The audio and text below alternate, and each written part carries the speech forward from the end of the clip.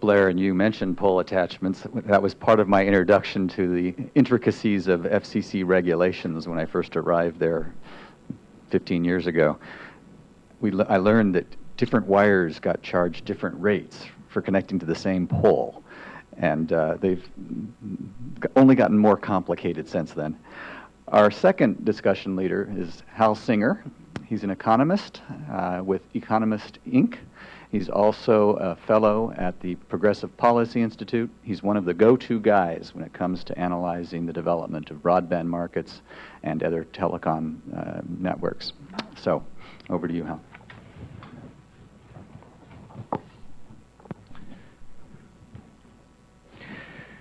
Well, good morning, everyone, and thanks so much for the Internet Society for having me, and for Michael. Happy Halloween, by the way. It's a very big moment in our family.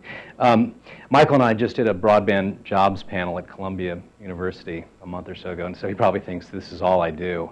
Well, it's not. I actually limit myself to paneling, if that's what we're doing, to about once a month. I'm honored to share the stage with Blair Levin, a titan, in my opinion, in the area of broadband policy. And I know for a fact that pontificating on panels is Blair's full-time job.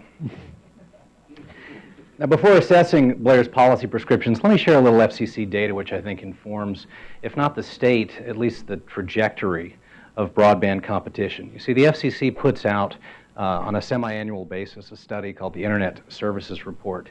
I commend you to go there and look at Figure 5A, not just in 1 year, but do it over a couple years, and you'll see something interesting.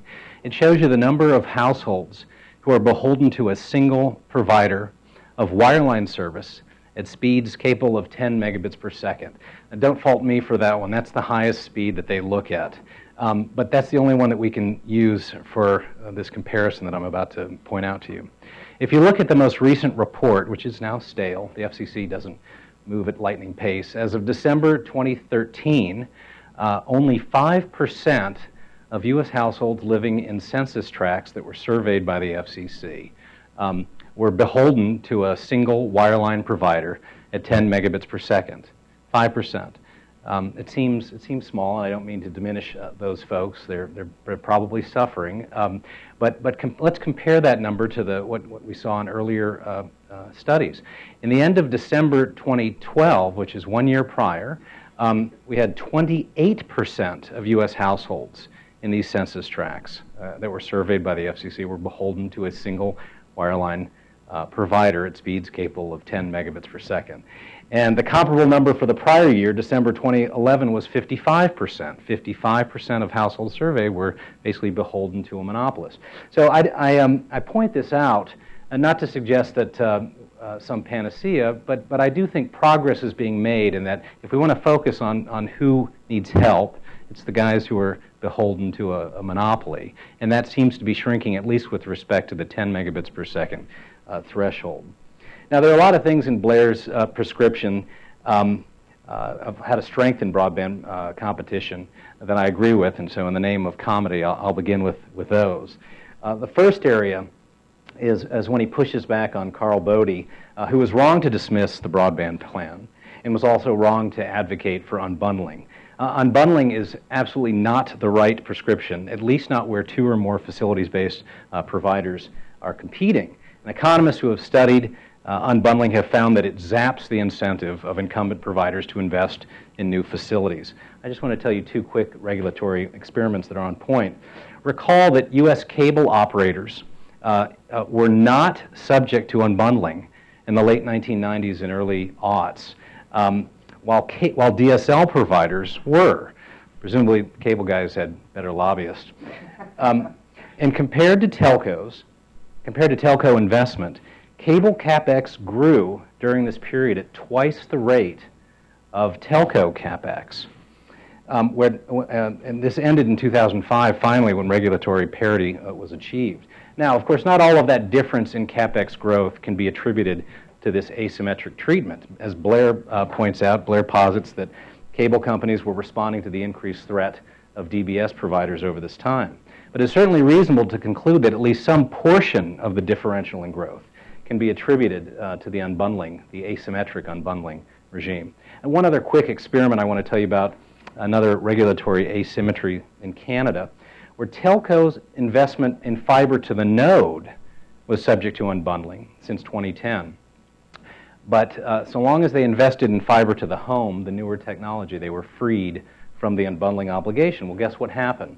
The Canadian telcos moved out of the regulated fiber to the node sector and took all of their money out and moved it into fiber to the home. And as Blair recognizes correctly in his report, I think what this highlights is that regulation can matter. In this case, it can affect investment incentives.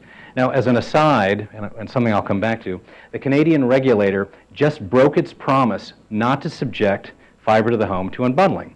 In the summer of 2015, the CRTC reversed its policy of 5 years and extended the unbundling obligation to fiber to the home. You can imagine that after sinking billions of dollars in fiber to the home, in reliance on regulatory forbearance from unbundling, the telcos are less than pleased. Now, more on broken promises by a regulator in a bit. Now, another area of agreement that I have with Blair is the role of local government. Blair thinks that local government should incentivize market entry by private actors. I would only add that municipal entry could disincentivize private investment because no private entity wants to compete against a firm that is not interested in profit maximization. In contrast, and as recognized by Blair in his piece, incumbent ISPs react forcibly to entry by Google, a for-profit entity, by increasing their investment in network upgrades.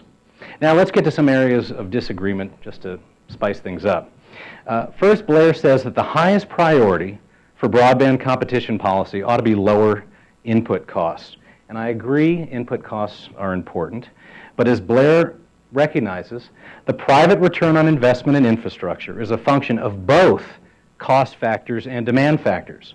Some ISPs are presumably avoiding certain neighborhoods for upgrades, not because the costs are too high, but because the expected penetration rate is too low.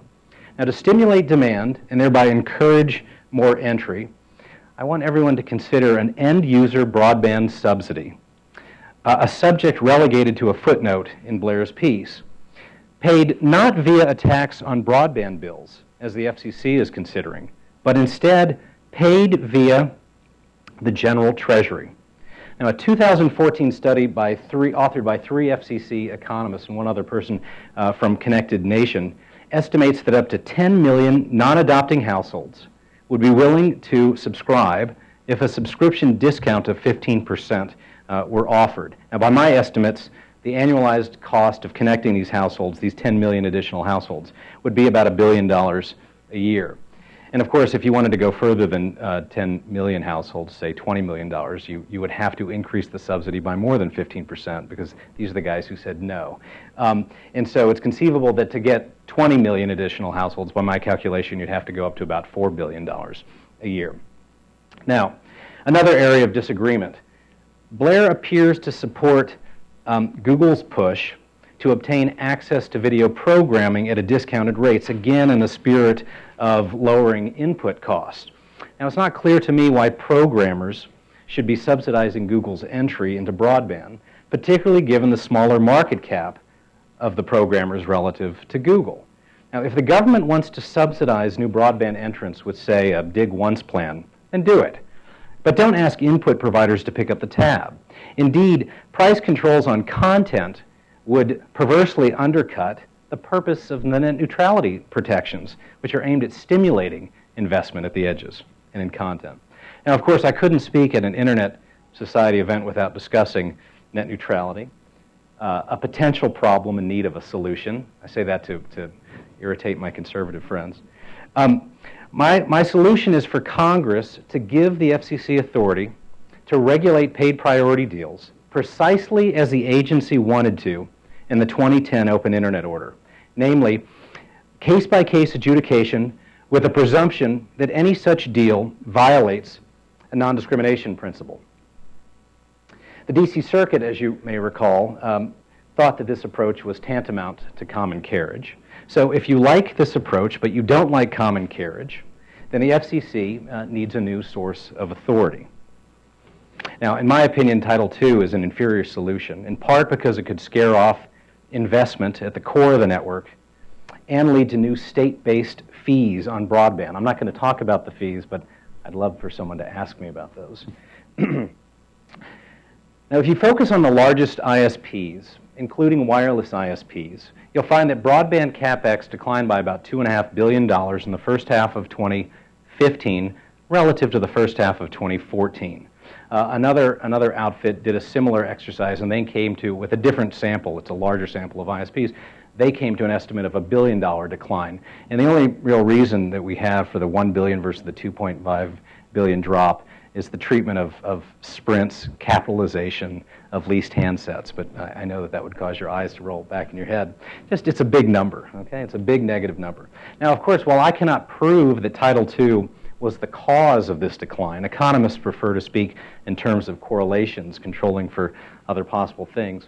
It bears noting that broadband CapEx has increased in every year in the past 2 decades, with the exception of 2 episodes that were led by demand contractions. So this is unusual.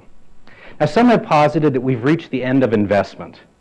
But in a competitive dynamic such as the broadband industry, I just have to reject this notion. There's always going to be the next flavor. After 5G will come 6G. And others suggest that this decline is specific to AT&T. But I'll point out that Charter, Cablevision, and Frontier also experienced significant CapEx declines. Now, Blair likes to point out that ISPs never counted on revenues from content providers, and thus there can be no nexus between net neutrality regulation and the observed decline in CapEx. But this conflates net neutrality with Title II. I agree that ISPs are not thinking about foregone revenues from content providers. Instead, they are likely thinking about the prospects of the FCC's unforbearing, if that's a word, from the most onerous provisions of Title II, including the unbundling obligations. The FCC has already launched an investigation into the terms of telcos' rates for special access to middle-mile providers, and the agency has determined that unbundling obligations for business services that used to attach to analog technologies will now be forced to attach to IP-based solutions. And remember that broken promise from up north that I mentioned at the beginning of this talk. In 2010, Canadian telcos understood that the regulator would forbear from unbundling fiber-to-the-home technologies. Now, why would a promise by a U.S. regulator be any more secure? On what principled basis will the FCC maintain the promise to forbear from unbundling? Given that Title II is a prerequisite for unbundling, why else would the FCC reclassify ISPs as common carriers to enforce a non-discrimination rule when a less restrictive remedy was available? In my estimation, the telcos are properly hedging their bets until the uncertainty over Title II is relieved, hopefully by the D.C. Circuit in a few months. This is not a sky is falling scenario. It is a modest yet prudent pullback in investment. Thank you. Thank you very much, Hal. If I can have all my